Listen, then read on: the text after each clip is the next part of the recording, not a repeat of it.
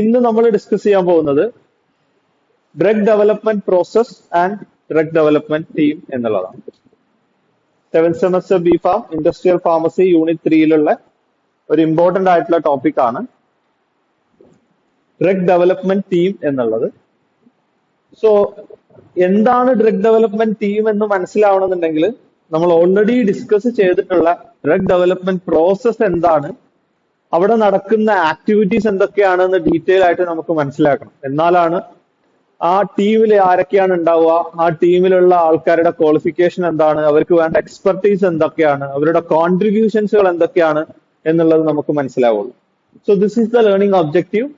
After the session, you will able to understand, describe and write about the drug development process and drug development team. So as an important for your examination, ഇതിൽ drug development process മാത്രമേ സ്ഥിരമായിട്ട് ചോദിച്ചിട്ടുള്ളൂ, question പേപ്പറിൽ ഇതുവരെ കണ്ടിട്ടുള്ളൂ. പക്ഷെ സിലബസിൽ drug development team എന്ന് പേരെടുത്ത് പറഞ്ഞിട്ടുണ്ട്. അതുകൊണ്ട് ക്വസ്റ്റ്യൻ ചോദിച്ചു കഴിഞ്ഞാൽ നമ്മൾ ആൻസർ ചെയ്യാൻ പറ്റണം. സോ ഓൾറെഡി നമ്മൾ ഡിസ്കസ് ചെയ്തിട്ടതാണ് drug development process along with the introduction portion, അല്ലെങ്കിൽ സിലബസ് ഡിസ്കസ് ചെയ്ത സമയത്ത് എന്താണ് ഡ്രഗ് ഡെവലപ്മെന്റ് പ്രോസസ് എന്നുള്ളത് നമ്മൾ ഒന്ന് പറഞ്ഞു പോയിട്ടുണ്ട്. എവിടെയൊക്കെയാണ് റെഗുലേറ്ററി അഫയർ വരിക, എവിടെയാണ് പൈലറ്റ് പ്ലാൻ സ്കെയിലപ്പ് വരിക എന്നുള്ളത്. അപ്പൊ നമ്മളിപ്പോ എന്താണ് ഡ്രഗ് ഡെവലപ്മെന്റ് പ്രോസസ് ഒന്ന് ഡീറ്റെയിൽ ആയിട്ട് നോക്കാൻ പോവാണ്. So as a definition, it's a process of bringing a new pharmaceutical drug to the market once a lead compound has been identified through a process of drug discovery. ഒരു drug discovery നടത്തിയ ഒരു പുതിയൊരു compound കണ്ടെത്തിയതിന് ശേഷം അത് മാർക്കറ്റിലോട്ട് എത്തിക്കുന്ന പ്രോസസ്സിനെയാണ് നമ്മൾ drug development process എന്ന് പറയാം. മാർക്കറ്റിൽ എത്തുന്നത് വരെയുള്ള കണ്ടിന്യൂസ് ആയിട്ടുള്ള ലോങ് ഒരു പ്രോസസ് ആണ്. ഏകദേശം 10 to 12 ഇയർ വരെ എടുക്കുന്ന $2.6 ബില്യൺ ചെലവ് വരുന്ന ഒരു പ്രോസസ് ആണ് ഡ്രഗ് ഡെവലപ്മെന്റ് പ്രോസസ് എന്ന് പറയുന്നത്. So these are the different stages of drug development process. The first one will be drug discovery and target validation, then pre or non-clinical testing or testing in animal, then investigation and new drug application and the IND application. Then after the getting approval of IND application, we have to go for clinical trial or clinical study in human subject, which is again divided into phase 1, phase 2, phase 3. And after successful completion of the phase 3 study along with the pilot plant scale-up studies, we can apply for the new drug application or NDA. Sometime it is called as market authorization application. വേറൊരു പേരും കൂടി ഉണ്ട്. Jurisdiction മാറുന്നതിനനുസരിച്ച് ഈ NDA പേര് മാറിക്കൊണ്ടിരിക്കും. Market authorisation application എന്ന് European കൺട്രീസിൽ പറയുന്ന സെയിം സാധനമാണ്. ന്യൂ ഡ്രഗ് അപ്ലിക്കേഷൻ എന്ന് പറയുന്നത് US പറയുന്നത്. Then new drug approval എന്ന് ഇന്ത്യയിൽ പറയുന്നത് NDA approval തന്നെയാണ്.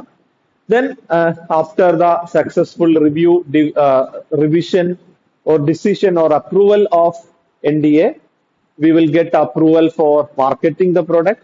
Then there will be a manufacturing or large scale production.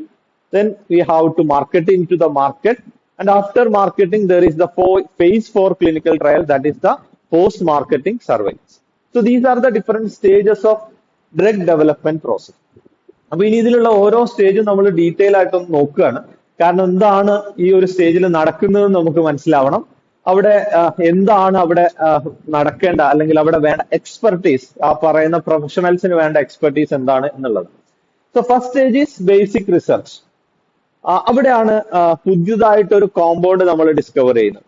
പുതുതായിട്ടൊരു compound discover ചെയ്യാന്ന് പറയുന്ന സമയത്ത് we have more knowledge in the domain. Already നമുക്ക് ചുറ്റും കുറെ അധികം ഡാറ്റാസ് നമ്മളെ കയ്യിലുണ്ട്. we know the basic structures of so many molecules of the drugs.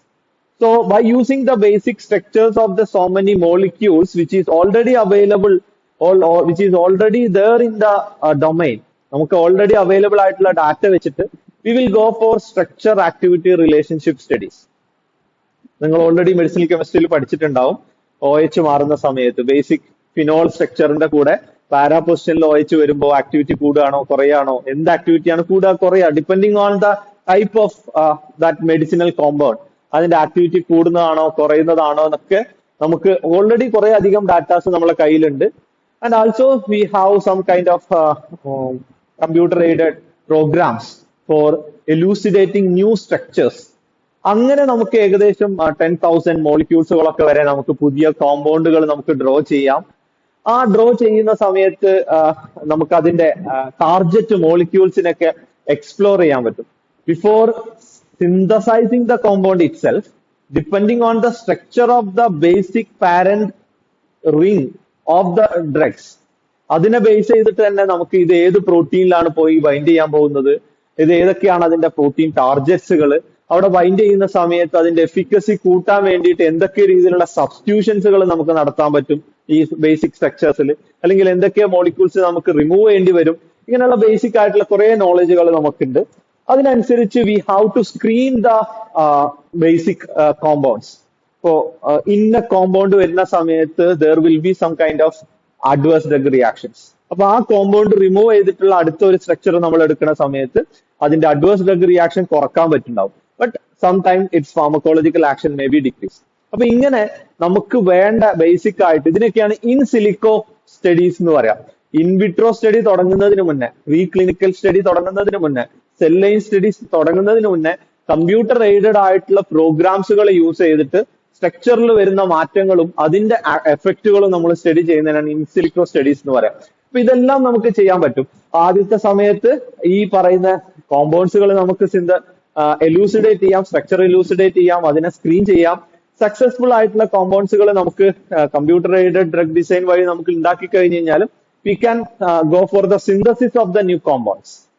Okay, once synthesis of the new compound happens, we have to go for the pre-formulation study. വെറുതെ അല്ല formulative ഫാർമസിയിൽ 5th സെമസ്റ്ററിൽ pre formulation എന്ന് പറഞ്ഞിട്ടുള്ള ഒരു chapter പഠിച്ചിട്ടുള്ളത്.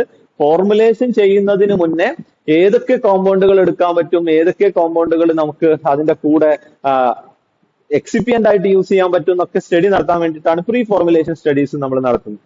എന്തൊക്കെയാണ് pre formulation സ്റ്റഡീസിൽ നമ്മൾ പഠിക്കുന്നത്? ഫിസിക്കൽ കെമിക്കൽ ക്യാരക്ടറിസ്റ്റിക്സ് ഒക്കെ നമ്മൾ ഇലൂസിഡേറ്റ് ചെയ്യുന്നുണ്ട്, അല്ലെങ്കിൽ അതൊക്കെ നമ്മൾ ഇവാലുവേറ്റ് ചെയ്യുന്നുണ്ട്. ഇപ്പൊ solubility, permeability, melting point, molecular weight analysis, ഇങ്ങനെയുള്ള എല്ലാ സാധനങ്ങളും നമ്മൾ ഈ ഒരു കോമ്പൗണ്ടിന്റെ നടത്തുന്നുണ്ട്. അത് വെച്ചിട്ട് ബേസിക് ഫോർമുലേഷൻ റിസർച്ച് നമ്മൾ നടത്തും. അതായത് depending on the biological classification അല്ലെങ്കിൽ BCS ക്ലാസിഫിക്കേഷൻ. 4 ക്ലാസുകളാണ് BCS ക്ലാസിഫിക്കേഷനിലുള്ളത്. അപ്പൊ നമ്മളെ ഡ്രഗിന്റെ BCS ക്ലാസിഫിക്കേഷൻ അനുസരിച്ച് നമ്മൾ ഒരു ഫോർമുല പ്രിപ്പയർ ചെയ്യും. Whether V can go four tablets or capsule or syrup or parental preparation ആണോ, എന്താണോ വേണ്ടതെന്ന് വെച്ച് കഴിഞ്ഞാൽ ആ ഒരു ഫോർമുല നമ്മൾ റിസർച്ച് നടത്തും. അപ്പൊ ഇത്രയും കാര്യങ്ങളൊക്കെയാണ് ബേസിക് റിസർച്ചിൽ നടക്കുന്ന പ്രോസസ് എന്ന് പറയുന്നത്. Target identification of validation, hit discovery എന്ന് പറയും. ഒരു ലീഡ് കോമ്പൗണ്ട് നമ്മൾ ഉണ്ടാക്കി കഴിഞ്ഞ് കഴിഞ്ഞാൽ പിന്നെ നമ്മൾ ആ ലീഡ് കോമ്പൗണ്ടിന്റെ വെച്ചിട്ടാണ് അതിൽ സ്ട്രക്ചർ അല്ലെങ്കിൽ ഗ്രൂപ്പുകൾ മാറ്റി നോക്കി എന്തൊക്കെയാണ് അതിന്റെ ആക്ടിവിറ്റീസ് കൂടുകയാണോ കുറയാണോ എന്നുള്ളതൊക്കെയാണ് നമ്മൾ നോക്കുക.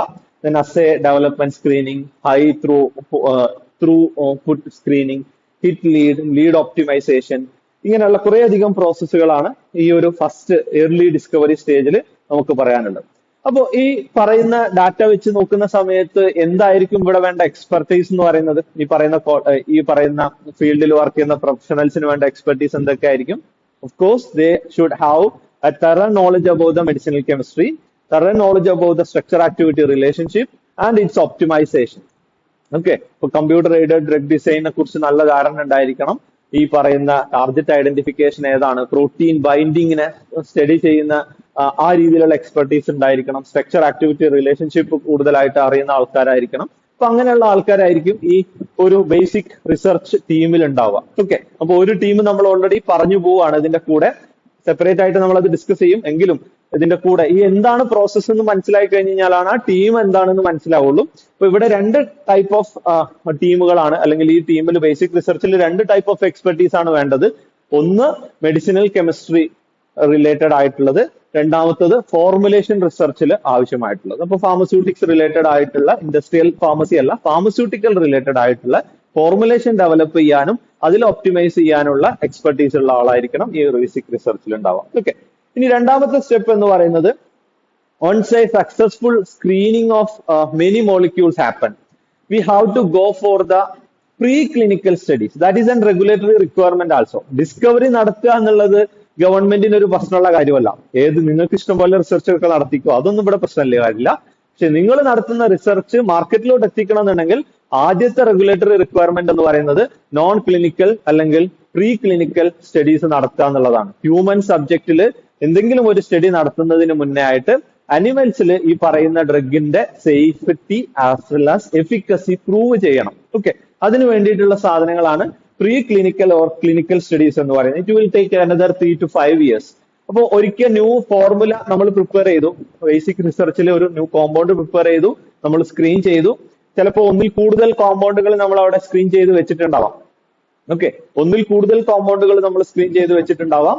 ഇതിന്റെ ഒക്കെ നോൺ ക്ലിനിക്കൽ അല്ലെങ്കിൽ പ്രീ ക്ലിനിക്കൽ സ്റ്റഡീസ് നടത്തുന്ന സമയത്ത് ഫാർമക്കോളജിക്കൽ എഫിക്കസി സ്റ്റഡി ചെയ്യും, ഫാർമക്കോ കൈനറ്റിക് സ്റ്റഡി ചെയ്യും, ടോക്സിസിറ്റി സ്റ്റഡീസ് ഒക്കെ നമ്മൾ അതിന്റെ ഇവാലുവേറ്റ് ചെയ്യും. അനിമൽസിൽ ഇൻവിട്രോ ആയിട്ടോ ഇൻവൈവോ ആയിട്ടോ. ഇൻവിട്രോ എന്ന് പറഞ്ഞു കഴിഞ്ഞാൽ സെല്ലിനെ പുറത്തോട്ട് എടുത്തിട്ട് ഇൻവിട്രോ ടിഷ്യൂ കൾച്ചറിൽ ചിലപ്പോൾ നമ്മൾ ഈ പറഞ്ഞ സ്റ്റഡി നടത്തും. അങ്ങനെ ചെയ്യാൻ പറ്റാത്ത കാര്യങ്ങളാണെന്നുണ്ടെങ്കിൽ അടുത്ത സ്റ്റേജിലോട്ട് പോകും. അതായത് ഇൻവൈവോ ഹ്യൂമൻ അനിമൽ ലൈവ് ആയിട്ടുള്ള അനിമൽ സബ്ജക്ട്സിൽ തന്നെ നമുക്ക് ഈ പറയുന്ന സ്റ്റഡീസ് ഒക്കെ നടത്തേണ്ടി വരും. സെയിം ടൈമിൽ തന്നെ ഈ നോൺ ക്ലിനിക്കൽ സ്റ്റഡി നടക്കുന്ന സമയത്ത് തന്നെ ചിലപ്പോൾ പല ഫോർമുലേഷൻസും സക്സസ്ഫുൾ ആയിട്ട് നമുക്ക് പ്രൊവൈഡ് ചെയ്യാൻ പറ്റാത്തൊരവസ്ഥ വരാം. അപ്പൊ നമ്മൾ അതിലെ chemistry, manufacturing and control CMC കൺട്രോൾസുകളൊക്കെ നമ്മൾ മാറ്റം വരുത്തേണ്ടി വരും. Pharmaceutical formulation design, development research four commercial product, pilot plan scale ഇപ്പൊ ഏകദേശം ഇവിടെ തന്നെ സ്റ്റാർട്ട് ചെയ്യുന്നുണ്ടെന്ന് മനസ്സിലാക്കാം. ലാബ് സ്കെയിലിൽ നമ്മൾ മാനുഫാക്ചർ അല്ലെങ്കിൽ റിസർച്ച് വഴി ഫോർമുലേറ്റ് ചെയ്തിട്ടുള്ള ഒരു ഫോർമുലനെ ലാർജ് സ്കെയിലിലോട്ട് മാറ്റുന്നതിന് മുന്നേ ആയിട്ട് അത് എക്സ്പാൻഡ് ചെയ്യുന്ന സമയത്ത്, പൈലറ്റ് ചെയ്യുന്ന സമയത്ത് അവിടെ വേണ്ട കൊമേഴ്ഷ്യലൈസേഷന് വേണ്ടിയിട്ടുള്ള പ്രൊഡക്ഷന് വേണ്ടിയിട്ടുള്ള ബേസിക് റിസർച്ചുകൾ നടക്കുന്നുണ്ട്. ഒരു സ്റ്റഡി മെത്തേഡ് ഡെവലപ്മെന്റ് ഉണ്ടാക്കുന്നുണ്ട്. ഇതെല്ലാം സക്സസ്ഫുൾ ആയിട്ട് കഴിയുന്ന സമയത്തോട്ടാണ് അടുത്ത റെഗുലേറ്ററി റിക്വയർമെന്റ് വരുന്നത്. അതാണ് IND അപ്ലിക്കേഷൻ എന്ന് പറയുന്നത്, ഇൻവെസ്റ്റിഗേഷണൽ ന്യൂ ഡ്രഗ് അപ്ലിക്കേഷൻ എന്ന് പറയുന്നത്. ഓക്കെ, അപ്പൊ ഈ ഒരു ടീമിൽ ആരൊക്കെ ആയിരിക്കും വേണ്ടി വരിക? നോൺ ക്ലിനിക്കൽ സ്റ്റഡീസ് നടത്തുന്ന ടീമിൽ ഓഫ് കോഴ്സ് ഒരു വെറ്റിനറി ഡോക്ടർ ഉണ്ടായിരിക്കേണ്ടി വരും. ദെൻ ഒരു ഫാർമക്കോളജിസ്റ്റ് ഉണ്ടായിരിക്കണം, ഒരു ടോക്സിക്കോളജിസ്റ്റ് ഉണ്ടാവും. അപ്പൊ ഇങ്ങനെയുള്ള എക്സ്പെർട്ടീസുകളായിരിക്കും ഈ ഒരു ടീമിലുള്ള ആൾക്കാർക്ക് വേണ്ടി വരാം. അവരുടെ എക്സ്പെർട്ടീസ് എന്ന് പറയുന്നത് മെക്കാനിസം ഓഫ് ആക്ഷൻ എലൂസിഡേറ്റ് ചെയ്യുന്നത്, അതുപോലെ ഫാർമക്കോ കൈനറ്റിക് പാരാമീറ്റേഴ്സുകൾ ഇവാലുവേറ്റ് ചെയ്യുന്നത്, എത്രത്തോളം അബ്സോർപ്ഷൻ ഉണ്ടാവുന്നുണ്ട്, എത്രത്തോളം ഡിസ്ട്രിബ്യൂഷൻ ഉണ്ടാവുന്നുണ്ട്, മെറ്റബോളിസം എങ്ങനെയാണ്, ഏത് പാത്വേയിലാണ് മെറ്റബോളിസം നടക്കുന്നത്, ഏത് റൂട്ടിലാണ് എക്സ്ക്രീഷൻ നടക്കുന്നത്, എത്രയാണ് അതിന്റെ minimum safety concentration, minimum effective concentration MEC എത്രയാണ് അതിന്റെ മാക്സിമം സേഫ് കോൺസെൻട്രേഷൻ, എന്താണ് അതിന്റെ തെറാപ്യൂട്ടിക് വിൻഡോ, ഈ പറയുന്ന സാധനങ്ങളൊക്കെ ഡിറ്റർമൈൻ ചെയ്യേണ്ടി വരും. അപ്പൊ ഇതിനൊക്കെ വേണ്ടിയിട്ട് എന്തായിരിക്കും ചെയ്യുന്നുണ്ടാവുക? ഡ്രഗ് കൊടുക്കേണ്ടി വരും. ഡ്രഗ് കൊടുത്ത് ഫ്രീക്വന്റ് ആയിട്ടുള്ള ടൈം ഇന്റർവെൽസിൽ ബ്ലഡ് സാമ്പിൾ എടുക്കേണ്ടി വരും. ബ്ലഡ് സാമ്പിൾ അതിനെ സെൻട്രിഫ്യൂഗ് ഒക്കെ ചെയ്ത് പ്ലാസ്മയിലുള്ള ഡ്രഗിന്റെ കോൺസെൻട്രേഷൻ എത്രയാണെന്ന് മെഷർ ചെയ്യേണ്ടി വരും.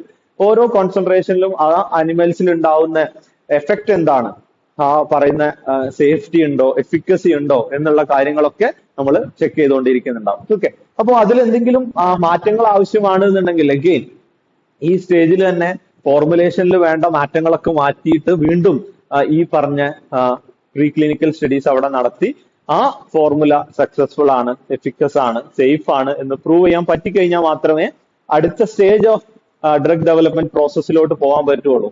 IND അപ്ലിക്കേഷൻ ഫയൽ ചെയ്യണമെന്നുണ്ടെങ്കിൽ എന്ത് വേണം? ഈ ഒരു ഡ്രഗ് അല്ലെങ്കിൽ ഈ ഒരു ഫോർമുല സേഫ് ആണ്, എഫിക്കസ് ആണെന്ന് പ്രൂവ് ചെയ്യുന്ന ഡാറ്റ ഉണ്ടാവണം. ഡാറ്റ ഉണ്ടായിട്ടേ അപ്ലിക്കേഷൻ കൊടുക്കാൻ പറ്റുള്ളൂ. അല്ലാതെ വെറുതെ അപ്ലിക്കേഷൻ കൊടുത്തിട്ട് അതിന് ക്ലിനിക്കൽ ട്രയൽ സ്റ്റാർട്ട് ചെയ്യാനുള്ള അപ്രൂവൽ കിട്ടുമെന്ന് വിചാരിക്കരുത്. അപ്പോ അതിനുള്ള ഡാറ്റ ഉണ്ടായിരിക്കണം. So that is the second stage of drug development process, pre or non clinical testing or animal studies. Now coming to the third stage, that is the investigational new drug application filing as well as approval. അപ്പോ ഈ ഒരു process എന്ന് പറയുന്നത് ആര് ചെയ്യുന്നതായിരിക്കും? ഒരു pharma ഇൻഡസ്ട്രിയിൽ ആരായിരിക്കും ഈ ഒരു എക്സ്പെർട്ടീസ് അല്ലെങ്കിൽ ഈ പറയുന്ന പ്രോസസ് ചെയ്യുന്നുണ്ടാവുക? റെഗുലേറ്ററി അഫയർ ഡിപ്പാർട്ട്മെന്റ് ആണ്. അവിടെയാണ് റെഗുലേറ്ററി അഫയർ ടീമിന്റെ ഇൻവോൾവ്മെന്റ് വരുന്നത്. അവരായിരിക്കും ഈ പറഞ്ഞ പ്രോസസ്സ് നടത്തുന്നുണ്ടാവുക. എന്താണ് പ്രസന്റ് റെഗുലേഷൻസുകൾ, എന്തൊക്കെ ഡാറ്റാസുകളാണ് വേണ്ടത്, എന്തൊക്കെ ഡോക്യുമെന്റ്സുകളാണ് സബ്മിറ്റ് ചെയ്യേണ്ടത് എന്നുള്ളതിനെ കുറിച്ച് നല്ല ധാരണയുള്ള ആൾക്കാരായിരിക്കണം ഈ പറയുന്ന ടീമിൽ ഉണ്ടാവുന്ന ഇൻവെസ്റ്റിഗേഷണൽ ന്യൂ ഡ്രഗ് അപ്ലിക്കേഷൻ ഫയൽ ചെയ്യുന്ന റെഗുലേറ്ററി അഫയർ ഡിപ്പാർട്ട്മെന്റിൽ ഉണ്ടാവുന്നത്. Okay, next one is clinical studies അല്ലെങ്കിൽ ക്ലിനിക്കൽ ട്രയൽ 3 to 7 വരെ എടുക്കുന്ന അടുത്ത സ്റ്റേജ് ആണ്. അപ്പോ ഇവിടെ ഓൾറെഡി അനിമൽസിൽ സേഫ് ആണ്, എഫിക്കസ് ആണ് എന്ന് പ്രൂവ് ചെയ്തിട്ടുള്ള ഒരു ഡ്രഗ് അല്ലെങ്കിൽ ഒരു ഫോർമുല ഹ്യൂമൻ സബ്ജക്റ്റിലോട്ട് വരുന്ന സമയത്ത് അത് എഗെയിൻ സേഫ് ആണ്, എഫിക്കസ് ആണെന്ന് പ്രൂവ് ചെയ്യാൻ വേണ്ടിയിട്ടുള്ള സമയമാണ്. അപ്പൊ ഈ ഒരു സ്റ്റഡി സ്റ്റാർട്ട് ചെയ്യണമെന്നുണ്ടെങ്കിൽ റെഗുലേറ്ററി റിക്വയർമെന്റ് എന്താണ്? ക്ലിനിക്കൽ ട്രയലിന്റെ റെഗുലേറ്ററി റിക്വയർമെന്റ് ആണ് എന്താണ്? IND അപ്രൂവൽ കിട്ടുക എന്നുള്ളതാണ്. IND അപ്രൂവൽ കിട്ടിക്കഴിഞ്ഞാൽ മാത്രമേ ക്ലിനിക്കൽ ട്രയൽ സ്റ്റാർട്ട് ചെയ്യാൻ പറ്റുള്ളൂ. ക്ലിനിക്കൽ ട്രയൽ 3 സ്റ്റേജിലായിട്ടാണ് നടക്കുക. ഇനീഷ്യലി മൊത്തം 4 സ്റ്റേജ് ആണുള്ളത്. അതിൽ 3 സ്റ്റേജ് മാൻഡേറ്ററി ആണ് NDA അപ്രൂവൽ പോകാൻ വേണ്ടിയിട്ട്. 4ാമത്തെ സ്റ്റേജ് ആഫ്റ്റർ ദ അപ്രൂവൽ ആണ് നടക്കുക, ഫേസ് 4 എന്ന് പറയുന്നത്. അപ്പൊ ഇതിലെ ഫസ്റ്റ് ഫേസ് എന്ന് പറയുന്നത്, ഫേസ് 1 എന്ന് പറയുന്നത് ഹെൽത്തി വളണ്ടിയേഴ്സിൽ നടത്തുന്ന ട്രയലാണ്. കിടക്കണ്ട കേട്ടോ, ഹെൽത്തി വളണ്ടിയേഴ്സിൽ നടക്കുന്ന പ്രോസസ്സാണ്. ഹെൽത്തി വളണ്ടിയേഴ്സ് എന്ന് പറഞ്ഞാൽ ഡിസീസ് ഇല്ലാത്ത വളണ്ടിയർ ആയിട്ടുള്ള ആൾക്കാർ, അതിൽ maybe they for their financial benefit കിട്ടാൻ വേണ്ടിയിട്ടായിരിക്കാം ചിലപ്പോൾ ഇതിലുള്ള വളണ്ടിയർ എന്നുള്ള പേര് പറയുകയാണെങ്കിൽ കൂടി അത് അവരുമായിട്ടുള്ള കൺസേൺ കൂടി സൈൻഡ് ആയിട്ടുള്ള ഒരു റിട്ടേൺ കൺസേൺ വാങ്ങേണ്ടതുണ്ട്. ആരാണോ ക്ലിനിക്കൽ ട്രയലിൽ ഇൻവോൾവ് ആവുന്നത് അവരുടെ കൺസേൺ വാങ്ങേണ്ടതുണ്ട്. അതിന് വേറെ പ്രോട്ടോകോൾ നമ്മൾ പറയും. സോ ഫസ്റ്റ് സ്റ്റേജിൽ they will go for only for the safety. അതായത് ആ ഫോർമുല കൊടുക്കുന്ന സമയത്ത് അയാൾക്ക് ടോക്സിസിറ്റി ഉണ്ടാവുന്നില്ല എന്ന് ഉറപ്പുവരുത്തുന്ന സ്റ്റഡിയാണ് ഫസ്റ്റ് സ്റ്റേജിൽ നടക്കുക. അതും ഒരു 20 to 80 number of healthy volunteers in A single centre. ഒരു സെന്ററിൽ മാത്രമേ നടക്കുള്ളൂ. 20 to 80 മെമ്പേഴ്സിലാണ് ഈ പറഞ്ഞ ട്രയൽ നടക്കുക. സേഫ്റ്റി ഉണ്ടോ എന്നാണ് നോക്കുന്നത്. ടോക്സിസിറ്റി ഉണ്ടാവുന്നില്ല, അഡ്വേഴ്സ് ഡ്രഗ് റിയാക്ഷൻസ് ഉണ്ടാവുന്നില്ല എന്ന് ഉറപ്പുവരുത്താൻ വേണ്ടിയിട്ടാണ് ഫസ്റ്റത്തെ ഫേസ് എന്ന് പറയുന്ന ഫേസ് നടത്തുന്നത്. 2ാമത്തെ ഫേസ് എന്ന് പറയുന്നത് സെക്കൻഡ് ഫേസ് ആണ്. അത് ഏകദേശം 100 to 1000 നമ്പർ ആണ്. ഒരു മിനിറ്റ് ജസ്റ്റ് ഒന്ന് കൺഫേം ചെയ്യാം.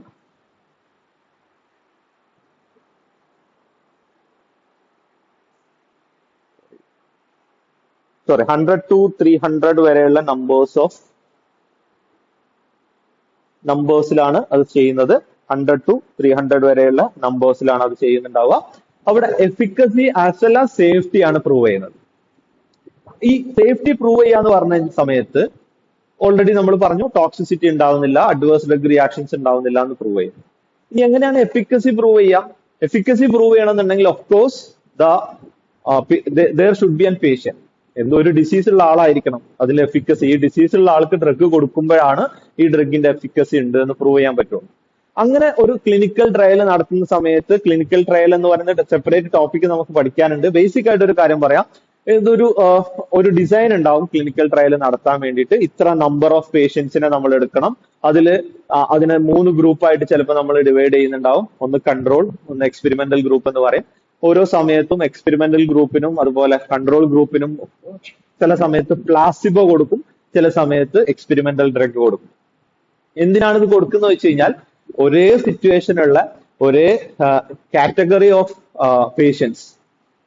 ഇപ്പോ 50 number of healthy volunteers from 20 to 30 age, അതാണ് നമ്മളെ ക്രൈറ്റീരിയ എന്നുണ്ടെങ്കിൽ 2 ഗ്രൂപ്പിലും ഇതേ ക്രൈറ്റീരിയ ഉള്ള ആൾക്കാരായിരിക്കും നമ്മൾ സെലക്ട് ചെയ്തിട്ടുണ്ടാവുക. ഒരു ഗ്രൂപ്പിന് പ്ലാസിബോ കൊടുക്കും. എന്താണ് പ്ലാസിബോ എന്ന് പറഞ്ഞു കഴിഞ്ഞാൽ ഡ്രഗ് ഇല്ലാത്ത ഫോർമുലേഷൻ, ആക്റ്റീവ് ഫാർമസ്യൂട്ടിക്കൽ ഇൻഗ്രീഡിയന്റ് ഇല്ലാത്ത ഫോർമുലേഷനെയാണ് പ്ലാസിബോ എന്ന് പറയാം. നോക്കുന്ന സമയത്ത് സൈക്കോളജിക്കൽ ആയിട്ട് യാതൊരു വ്യത്യാസവും തോന്നാൻ പാടില്ല. അയാൾക്കും തോന്നണം ഞാനും മരുന്നാണ് കുടിക്കുന്നത്, എക്സ്പെരിമെന്റൽ ഡ്രഗ് കഴിക്കുന്ന ആൾക്കും തോന്നണം ഞാനും മരുന്നാണ് കുടിക്കുന്നത് എന്നുള്ള ആ ഒരു സൈക്കോളജിക്കൽ ഫീലിംഗ് അവർക്ക് കിട്ടണം.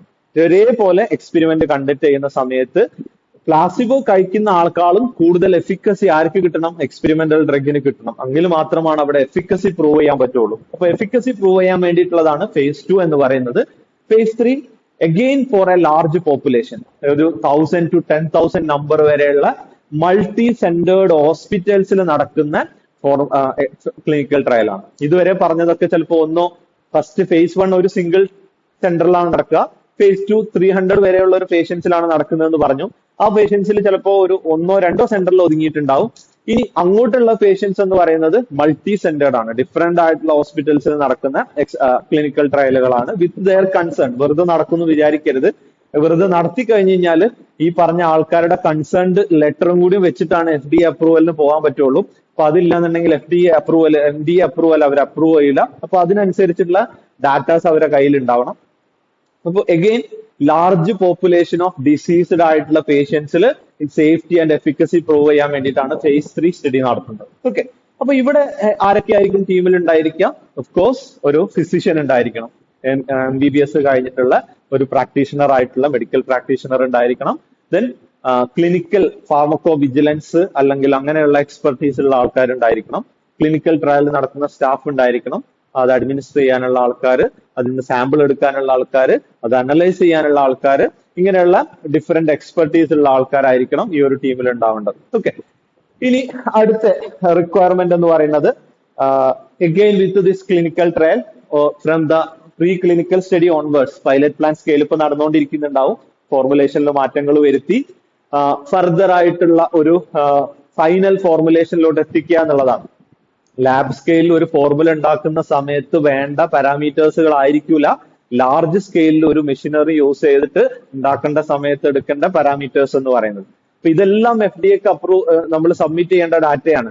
എങ്ങനെയാണ് ഡ്രഗ് ഡിസ്കവർ ചെയ്തിട്ടുള്ളത്, അതിന്റെ ക്ലിനിക്കൽ ഡാറ്റ എന്തൊക്കെയാണ്, ഫോർമുലേഷൻ ഡാറ്റ എന്തൊക്കെയാണ്, എത്രയാണ് ഫോർമുലേഷൻ, ഒഫീഷ്യൽ ആയിട്ടുള്ള വർക്കിംഗ് ഫോർമുല എത്രയാണ്, അതിന്റെ ഓരോ എക്യുപ്മെന്റും നമ്മൾ വർക്ക് ചെയ്യിക്കുന്ന സമയത്ത് അവിടെ പാരാമീറ്റേഴ്സുകൾ എന്തൊക്കെയാണ്, എത്ര ഹാർഡ്നെസ്, എത്ര തിക്നെസ്, എത്ര ഫോഴ്സ് ഓഫ് കംപ്രഷൻ വരുന്നുണ്ട്, ടാബ്ലറ്റ് ആണെങ്കിൽ ഫോഴ്സ് ഓഫ് കംപ്രഷൻ എത്ര കൊടുത്തിട്ടുണ്ട്, ഇങ്ങനെയുള്ള എല്ലാ ഡാറ്റയും NDA അപ്രൂവലിന് ആവശ്യമായിട്ടുള്ള സാധനമാണ്, പ്രോസസിംഗ് ഡാറ്റ എന്ന് പറയും.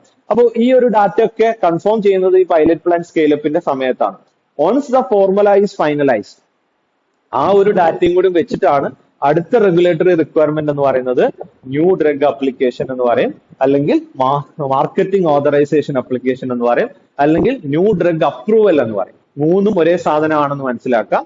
ഫൈനലി മാർക്കറ്റിലോട്ട് ഒരു പ്രൊഡക്റ്റ് എത്താൻ വേണ്ടിയിട്ടുള്ള അപ്ലിക്കേഷനെയാണ് നമ്മൾ MAA അല്ലെങ്കിൽ NDA എന്ന് പറയുന്നത്. രണ്ടും സെയിം ആണ്, അത് ജൂറിസ്ഡിക്ഷൻ മാറുന്നതിനനുസരിച്ച് അതിന്റെ പേര് മാറും എന്ന് മാത്രം. ഓക്കെ, അപ്പോ NDA അപ്രൂവൽ അഗൈൻ ഈ ഒരു ടീമിൽ ആരായിരിക്കും വേണ്ടി വരിക? നേരത്തെ നമ്മൾ ഓൾറെഡി പറഞ്ഞ റെഗുലേറ്ററി അഫയർ പ്രൊഫഷണൽസ് ആയിരിക്കും ഈ ഒരു ടീം ഹാൻഡിൽ ചെയ്യുന്നുണ്ടാവുക. New drug development new drug application filling. So then we will go for the application to the respective regulatory authority. ഏതാണോ ജൂറിസ്ഡിക്ഷൻ അതിനനുസരിച്ച് ഇന്ത്യയിലാണെങ്കിൽ CDSCOയിലോട്ടായിരിക്കും നമ്മൾ NDA അപ്രൂവൽ കൊടുക്കുന്നുണ്ടാവുക, US-ലാണെങ്കിൽ US FDA-ലോട്ടായിരിക്കും NDA അപ്രൂവൽ കൊടുക്കുന്നുണ്ടാവുക. അതുപോലെ EMA യൂറോപ്യൻ മെഡിക്കൽ ഏജൻസിയിലോട്ടായിരിക്കും യൂറോപ്യൻ കൺട്രിയിലുള്ള MAA കൊടുക്കുന്നുണ്ടാവുക, marketing authorisation application. Okay, then അത് കൊടുത്തു കഴിഞ്ഞു കഴിഞ്ഞാൽ again there is 1 year gap. ഈ ഒരു സമയത്ത് ഈ ഒരു പ്രോസസ്സിനെ റിവ്യൂ ചെയ്യാനും അതിലൊരു ഡിസിഷൻ എടുക്കാനും 1 year സമയം എടുക്കുന്നുണ്ട്. ഈ ഒരു 1 year സമയത്തിന്റെ ഇടക്കാണ് റെഗുലേറ്ററി അതോറിറ്റീസ്, അത് എക്സ്പെർട്ടീസ് അവര് അത് റിവ്യൂ ചെയ്യുക, ആവശ്യമായിട്ടുള്ള റിവിഷൻ വേണമെങ്കിൽ റിവിഷൻ ആവശ്യപ്പെടും. ദെൻ അപ്രൂവബിൾ ആണെങ്കിൽ അപ്രൂവബിൾ ആയിരിക്കും, അപ്രൂവ്ഡ് എന്ന് പറഞ്ഞിട്ട് സ്റ്റാറ്റസ് കൊടുക്കാം. അതിൽ ഏതാണോ അതിന് പ്രസന്റ് ഡാറ്റയ്ക്ക് അനുസരിച്ചിട്ടുള്ള ഒരു തരും. ദെൻ എന്തെങ്കിലും രീതിയിലുള്ള ഒബ്ജക്ഷൻസുകൾ വന്നിട്ടുണ്ടെങ്കിൽ regulatory authorities will give another chance to listen from the pharma company. എന്താണ് അവരുടെ ഡെഫിഷ്യൻസി എന്ന് അവർക്ക് നോട്ട് ചെയ്ത് കഴിഞ്ഞാൽ ആ ഡെഫിഷ്യൻസീസുകൾ മേക്ക് ഓവർ ചെയ്യാനുള്ള ഒരു സമയം കൊടുക്കുന്നുണ്ട്. ഫൈനൽ അവർക്ക് അപ്രൂവൽ കിട്ടിക്കഴിഞ്ഞ് കഴിഞ്ഞാൽ അഗെയിൻ പോസ്റ്റ് മാർക്കറ്റിംഗ് സർവൈലൻസിലോട്ട് വരും. മാർക്കറ്റ് ചെയ്യണം, പ്രൊഡക്റ്റ് മാർക്കറ്റ് ചെയ്യണം. പ്രൊഡക്റ്റ് മാർക്കറ്റ് ചെയ്യുന്ന സമയത്ത് മാർക്കറ്റിംഗ് ഏജന്റുമാരും അല്ലെങ്കിൽ അവരുടെ ഉള്ള ടീം അതിന് വേറെ വരാനുണ്ട്. ലാസ്റ്റ് മാർക്കറ്റിംഗ് സർവൈലൻസ് ഫേസ് 4 സ്റ്റഡീസും അതിന്റെ കൂടെ നടത്തേണ്ടതുണ്ട്. ഓക്കെ, അപ്പോ ഇതാണ് different stages of drug development process. പറഞ്ഞ കാര്യങ്ങളൊക്കെ തന്നെയാണ്. എന്തൊക്കെയാണ് സ്പെസിഫിക് ആയിട്ടുള്ള സ്റ്റഡീസുകൾ അവിടെ നടക്കുന്നതെന്ന് മാത്രമാണ് നമ്മൾ അതിൽ പറയുന്നത്. NDA അപ്രൂവൽ പോവും, FDA ഇവന്റ്സുകൾ ഉണ്ടെന്നുണ്ടെങ്കിൽ പോസ്റ്റ് മാർക്കറ്റിംഗ് സർവൈലൻസ് വരും. അപ്പൊ ഇത് പറയുന്ന അത്രത്തോളം എളുപ്പമല്ല ഈ പറഞ്ഞ പ്രോസസ്സ് എന്ന് പറയുന്നത്. അതിന്റെ ഒരു എഫേർട്ട് ഭയങ്കരമാണ്. ബേസിക് റിസർച്ച് നടത്തി ഏകദേശം 500 to 2000 മോളിക്യൂളർ സ്ട്രക്ചേഴ്സുകളൊക്കെ നമുക്ക് സ്ക്രീൻ ചെയ്തെടുക്കാൻ പറ്റും. അതിന്റെ പ്രീ ക്ലിനിക്കൽ സ്റ്റഡി നടക്കുന്ന സമയത്ത് ഏകദേശം 250 നമ്പേഴ്സ് ഓഫ് മോളിക്യൂൾസ് മാത്രമേ അതിന്റെ സേഫ്റ്റി ആൻഡ് എഫിക്കസി പ്രൂവ് ചെയ്യാൻ പറ്റുണ്ടാവുള്ളൂ. അത് വീണ്ടും ക്ലിനിക്കൽ റിസർച്ചിലോട്ട് വരുന്ന സമയത്ത് ചിലപ്പോൾ അതിൽ 5 മോളിക്യൂൾസുകൾ വരെ മാത്രമേ ഫൈനലായിട്ട് അപ്രൂവ് ആയിട്ട് വരുന്നുണ്ടാവുള്ളൂ. അതിൽ തന്നെ FDA-യുടെ ക്ലിനിക്കൽ ട്രയലിന്റെ ഡാറ്റയ്ക്ക് അനുസരിച്ച് സേഫ്റ്റി ആൻഡ് എഫിക്കസി പ്രൂവ് ചെയ്യാൻ പറ്റുന്ന ഒരു നമ്പർ ഓഫ് ഒറ്റ മോളിക്യൂൾസ് ഒക്കെ മാത്രമേ ചിലപ്പോൾ ഫൈനലി അപ്രൂവൽ കിട്ടുള്ളൂ. ഓക്കെ, അപ്പോ ഈ ഒരു സമയത്ത് ടൈം ഡ്യൂറേഷൻ നിങ്ങൾ നോക്കുക.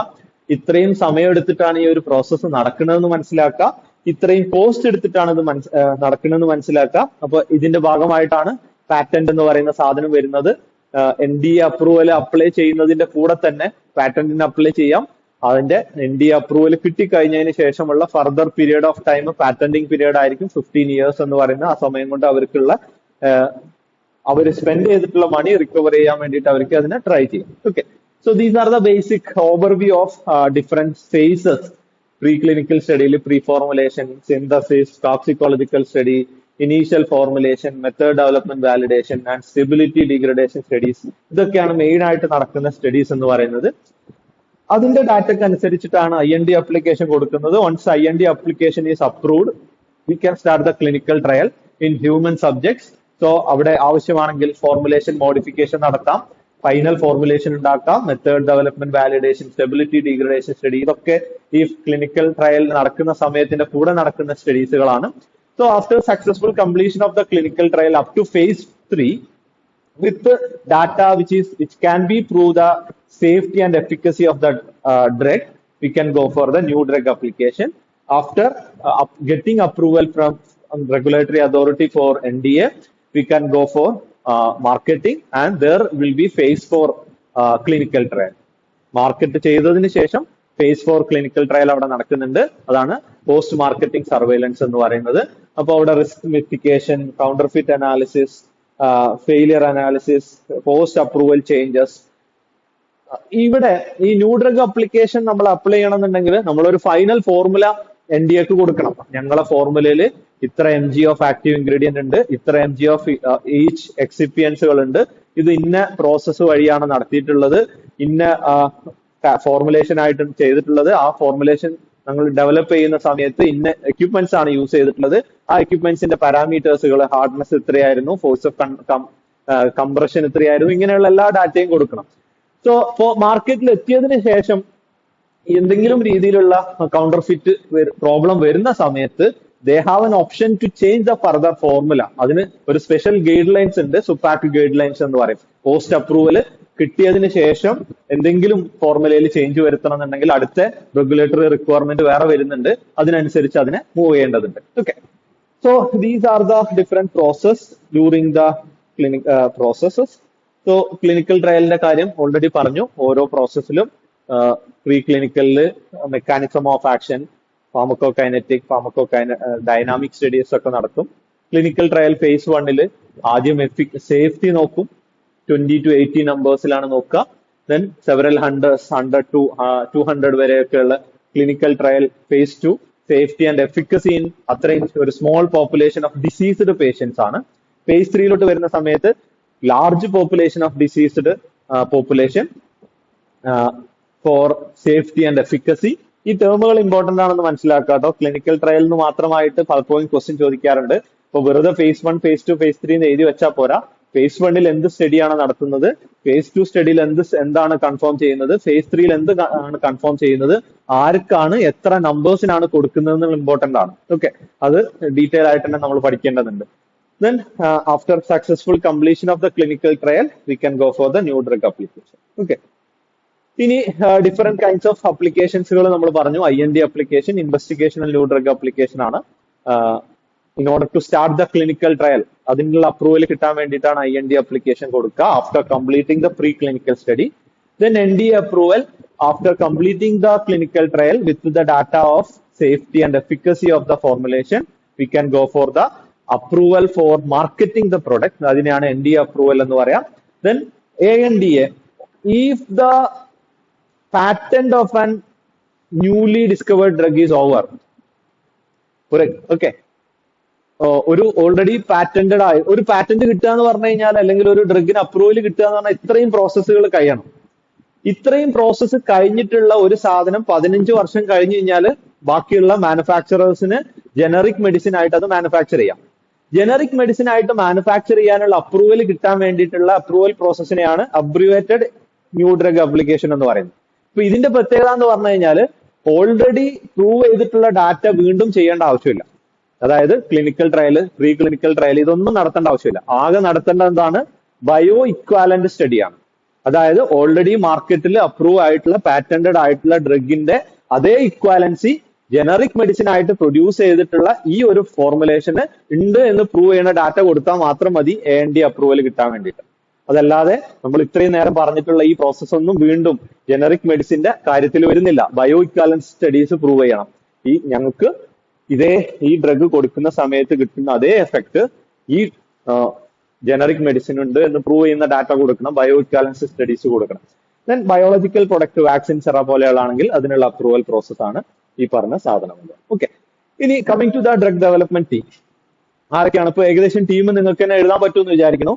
അപ്പോ depending on the type of formulation or type of medicine which we are going to discover or going for the research, the team will be vary. ഇപ്പോ drug tablet എന്ന് പറയുന്ന സമയത്തുള്ള ടീം ആയിരിക്കോളന്നില്ല പാരൻഡറൽസ് എന്ന് പറയുന്ന സമയത്ത് വേണ്ടത്. ഇതേ ടീം ആയിക്കോളന്നില്ല വാക്സിൻസോ ബയോടെക്നോളജിക്കൽ പ്രൊഡക്റ്റോ ഉണ്ടാക്കേണ്ട സമയത്ത് വേണ്ട ടീം എന്ന് പറയുന്നത്. അതിനൊക്കെ ആ ടീമിൽ മാറ്റങ്ങൾ വരാം, എന്നാലും ബേസിക് ആയിട്ടുള്ള ഒരു ടീം മാത്രമാണ് പറയുന്നത്. ഇപ്പോൾ ഡൈവേഴ്സ് ഗ്രൂപ്പ് ഓഫ് ഡിവിഷൻസ് ഇതിൽ ആവശ്യമാണ്. And most important thing is അവരുടെ ഒരു ജോയിന്റ് ആയിട്ടുള്ള ആക്ടിവിറ്റീസ് കൊണ്ട് മാത്രമേ ഒരു ഫർദർ പ്രോസസ്സിലോട്ട് അത് കടത്താൻ പറ്റുള്ളൂ. ഇൻഡിവിജ്വൽ ആയിട്ട് ഉള്ള ഒരു അച്ചീവ്മെന്റ്സിനും ഈ ഒരു ടീമിൽ യാതൊരു രീതിയിലുള്ള വാല്യൂ ഇല്ല. എല്ലാവരുടെ കോൺട്രിബ്യൂഷൻസും ഈക്വലി ഇമ്പോർട്ടന്റ് ആണ്. അവർ തമ്മിലുള്ള ക്ലോസ് വർക്കിംഗ് വളരെ മാൻഡേറ്ററി ആണ് to prove the safety as well as efficacy. Now, what are the responsibility of this drug development team? എന്തൊക്കെയാണ് ഈ പറയുന്ന ഡ്രഗ് ഡെവലപ്മെന്റ് ടീമിന്റെ responsibility? So first one is reviewing the research result from the experiment conducted by the various scientific discipline. Okay, ഞാൻ ഇന്ന് പോയിട്ട് ഒരു പുതിയ molecule കണ്ടെത്താം എന്നൊരാൾ തീരുമാനിക്കുക എന്നുണ്ടെങ്കിൽ അയാൾ ആദ്യം ചെയ്യേണ്ടത് ഓൾറെഡി ഡൊമൈനിലുള്ള സ്റ്റഡീസ് എന്തൊക്കെയാണ്, അവിടെയുള്ള റിസർച്ച് ഗ്യാപ്പ് എന്താണ് എന്ന് മനസ്സിലാക്കുക എന്നുള്ളതാണ്. ഓൾറെഡി ഒരാൾ ചെയ്തു വെച്ചിരിക്കുന്ന റിസർച്ച് വീണ്ടും ചെയ്യുന്നതിന് നമ്മൾ റിസർച്ച് ഡിസ്കവറി എന്നൊന്നും പറയില്ല.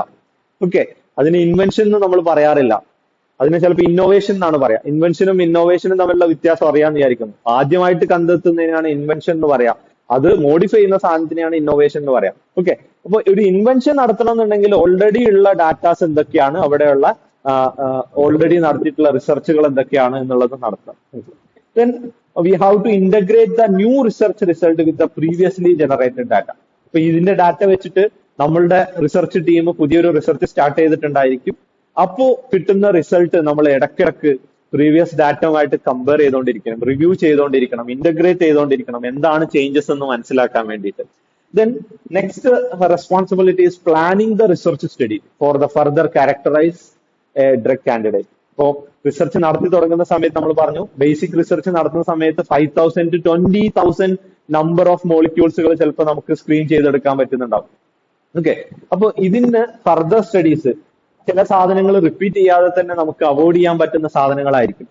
അത് ഫർദർ റിസർച്ചിലോട്ട് പോകേണ്ട ആവശ്യം ഉണ്ടാവില്ല. നമുക്ക് പ്രീവിയസ് ഡാറ്റ നോക്കിക്കഴിഞ്ഞാൽ തന്നെ നമുക്ക് മനസ്സിലാവും ഈ ഡ്രഗിന് എന്തെങ്കിലും അഡ്വേഴ്സ് എഫക്ട് ഉണ്ട് എന്ന് പ്രൂവ് ചെയ്യുന്ന ഡാറ്റ ഓൾറെഡി ചിലപ്പോൾ കയ്യിലുണ്ടാവും, അല്ലെങ്കിൽ ഏതെങ്കിലും എഫിക്കസി കുറവാണെന്നുള്ള ഡാറ്റ കയ്യിലുണ്ടാവും. അപ്പോൾ അതിനെ പ്ലാൻ ചെയ്യുക എന്നുള്ളതാണ് അടുത്ത സ്റ്റഡി എന്ന് പറയുന്നത്. അടുത്ത റെസ്പോൺസിബിലിറ്റി എന്ന് പറയുന്നത് preparing detailed drug development plan. ഈ ഡ്രഗ് ഡെവലപ്മെന്റ് പ്ലാൻ എന്ന് പറയുന്ന സമയത്ത് ഈ ഒരു പ്രോസസ്സിനെ 12 വർഷം കൊണ്ട് തീരേണ്ട ഈ റിസർച്ചിന് മൈൽ സ്റ്റോണുകളായിട്ട് ഡിവൈഡ് ചെയ്യാനും ആ ഓരോ മൈൽ സ്റ്റോണുകൾ ഇത്ര സമയം കൊണ്ട് അച്ചീവ് ചെയ്യണം എന്നുള്ള പ്ലാൻ ഉണ്ടാക്കുക എന്നുള്ളതാണ് ഇതുകൊണ്ട് ഉദ്ദേശിക്കുന്നത്. Okay, key developmental milestone generate ചെയ്യുക, അതുപോലെ timeline for completion of each milestone. ഇത്ര സമയം കൊണ്ട് പ്രീ ക്ലിനിക്കൽ സ്റ്റഡി കംപ്ലീറ്റ് ചെയ്യണം, ഇത്ര സമയം കൊണ്ട് IND അപ്ലിക്കേഷൻ അപ്രൂവലിനുള്ള പ്രോസസ്സ് കംപ്ലീറ്റ് ചെയ്യണം. ഇങ്ങനെയുള്ള ഷെഡ്യൂളുകൾ ഉണ്ടാക്കി അതിനെ പ്രിപ്പയർ ചെയ്യുക, ഡീറ്റെയിൽഡ് ആയിട്ട് പ്ലാൻ ഉണ്ടാക്കുക എന്നുള്ളതാണ്. Then next responsibility is the monitoring the status of research study to ensure they are being conducted according to the timeline and critical path in the development plan, and if appropriate modify the plan as a new information become available. So നമ്മളൊരു research നടത്തിക്കൊണ്ടിരിക്കുന്നതിന്റെ ഇടയിൽ നമ്മൾ കുറെ കാര്യങ്ങൾ നോക്കേണ്ടതുണ്ട്. അടുത്ത point നോക്കുന്ന സമയത്ത് നമുക്കുള്ള കോമ്പീറ്റേറ്റേഴ്സിന്റെ ടൈം ലൈനും കൂടി നമ്മൾ നോക്കുന്നുണ്ട്. നമ്മൾ മാത്രമായിരിക്കില്ല റിസർച്ച് നടത്തുന്നുണ്ടാവുക, നമ്മളെ പോലെ തന്നെ റിസർച്ച് നടത്തുന്ന വേറെ ഏതെങ്കിലും ഫേം ഉണ്ടെങ്കിൽ ആ ഫേമിന്റെ റിസർച്ചിന്റെ അപ്ഡേറ്റ്സുകൾ നമ്മൾ നോക്കിക്കൊണ്ടിരിക്കുന്നുണ്ട്. അപ്പൊ അതിന് എന്തെങ്കിലും ഡിഫറെന്റ് ആയിട്ട് എങ്ങനെയാണ് നമുക്ക് മോഡിഫൈ ചെയ്യാൻ പറ്റുക, നമുക്ക് ആ ടൈം ലൈനിൽ കംപ്ലീറ്റ് ചെയ്യാൻ പറ്റുക, ക്രിട്ടിക്കൽ ആയിട്ടുള്ള ക്രിട്ടിക്കൽ പാത്ത് എന്ന് പറയുന്ന സമയത്ത് ഒരു ഡ്രഗ് ഡെവലപ്മെന്റ് പ്രോസസ്സിൽ ഏറ്റവും സ്ലോ ആയിട്ട് നടക്കേണ്ട ഒരു പ്രോസസ്സ് ഉണ്ടാവും. ആ പ്രോസസ്സിനെ നമുക്ക് എങ്ങനെ ആക്സിലറേറ്റ് ചെയ്യിക്കാൻ പറ്റും എന്നുള്ളത് ഒക്കെയാണ് ഈ ഒരു സമയത്ത് നമ്മൾ ഐഡന്റിഫൈ ചെയ്യേണ്ടത്, മോണിറ്റർ ചെയ്യേണ്ടത്. Then comparing the result and development status of the timeline with the drug candidate and development by the competitors. കോമ്പറ്റീറ്റേഴ്സും ഇതേ സമയത്ത് ഏതെങ്കിലും ഒരു റിസർച്ച് ഒക്കെ നടത്തുന്നുണ്ടെങ്കിൽ അവരുടെ ടൈം ലൈനിന്റെ അനുസരിച്ച് നമ്മളുടെ ടൈം ലൈൻ മൂവ് ചെയ്യുന്നുണ്ടോ? കാരണം ആദ്യം ആരാണോ ഈ പാറ്റന്റിന്റെ പ്രത്യേകത എന്ന് പറയുന്നത്, ആദ്യം ഫയൽ ചെയ്യുന്ന ആൾക്കാർക്കാണ് പാറ്റന്റ് ഗ്രാന്റ് ചെയ്യുക. ആദ്യം ഡിസ്കവർ ചെയ്യുന്ന ആൾക്കല്ല, ആദ്യം ഫയൽ ചെയ്യുന്ന ആൾക്കാരാണ്. ആരാണോ ആദ്യം ഡാറ്റ കൊടുക്കാൻ പറ്റുന്നത് അവർക്കാണ് പാറ്റന്റ് ഗ്രാന്റ് ചെയ്യുക. അപ്പൊ അതിനനുസരിച്ച് കോമ്പറ്റീറ്റേഴ്സിന്റെ എഫക്ട് എന്താണെന്ന് നമ്മൾ നോക്കിയിട്ടുണ്ടാവണം. Then conducting appropriate market survey എന്താണ് എന്നുള്ളത് അതിനനുസരിച്ച് നമ്മൾ നോക്കണം. എക്കണോമിക്കലി ജസ്റ്റിഫൈ ചെയ്യാൻ പറ്റുന്നതാണോ, മെഡിക്കൽ നീഡ്. അപ്പൊ നമ്മളൊരു പുതിയതായിട്ട് ഒരു ഡ്രഗ് കണ്ടെത്താന്ന് വിചാരിക്കാം. ഫോർ എക്സാമ്പിൾ കൊറോണയ്ക്കുള്ള ഒരു മെഡിസിൻ ആണെന്ന് വിചാരിക്കാം.